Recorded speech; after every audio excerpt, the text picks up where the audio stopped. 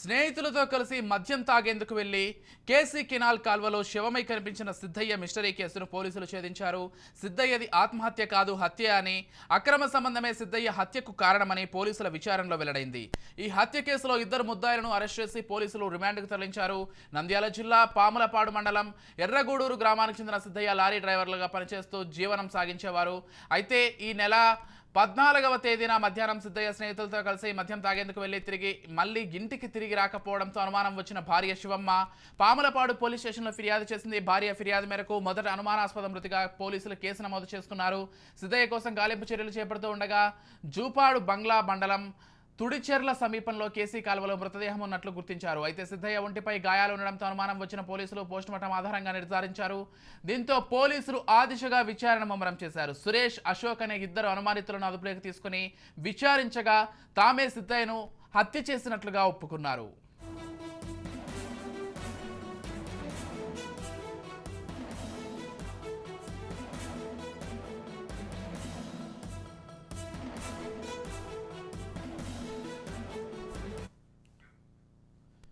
ఎర్రగూడూరు గ్రామానికి చెందిన మేఘల సురేష్ సిద్ధయ్య భార్య శివమ్మతో చనువుగా ఉండటం, తరచూ ఫోన్లో మాట్లాడుతుండేవాడట. ఇద్దరికి అక్రమ సంబంధం ఉందన్న అనుమానంతో భార్యతో గొడవ పడుతూ ఉండేవాడు సిద్ధయ్య.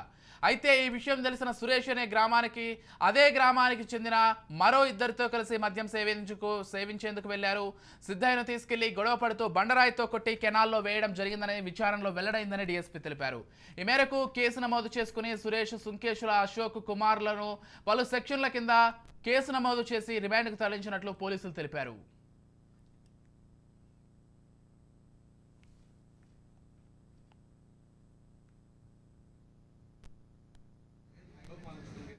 ఇప్పుడు అశోక్ ఎస్ఐ గారు ఉన్నారు. ఆ కేసు 174 సిఆర్పిసి సస్పిషియస్ డెత్ కింద కేసు కట్టినారు. శ్యామ్ అనే అతను, రాజేష్, వీళ్ళిద్దరు అన్నదమ్ములు. వీళ్ళిద్దరు విఆర్ఓ శంకర్ రెడ్డి దగ్గర ఈరోజు అటెండ్ అయ్యి ఆయన ద్వారా మా ఎస్ఐ దగ్గర హాజరైనాడు. ఈరోజు ఎక్స్ట్రా జ్యుడిషియల్ కన్ఫెషన్ స్టేట్మెంట్ మేరకు మా సిఐ గారు, సురేష్ రెడ్డి సిఐ గారు, వాళ్ళకి ఈరోజు మధ్యాహ్నం 1:30 PM గంటలకు అరెస్ట్ చేసినారు.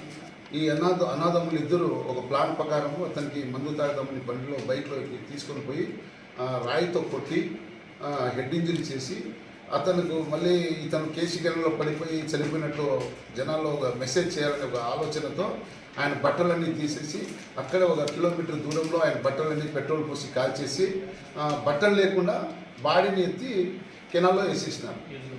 ఈదుల వాగులో పడేసినారు.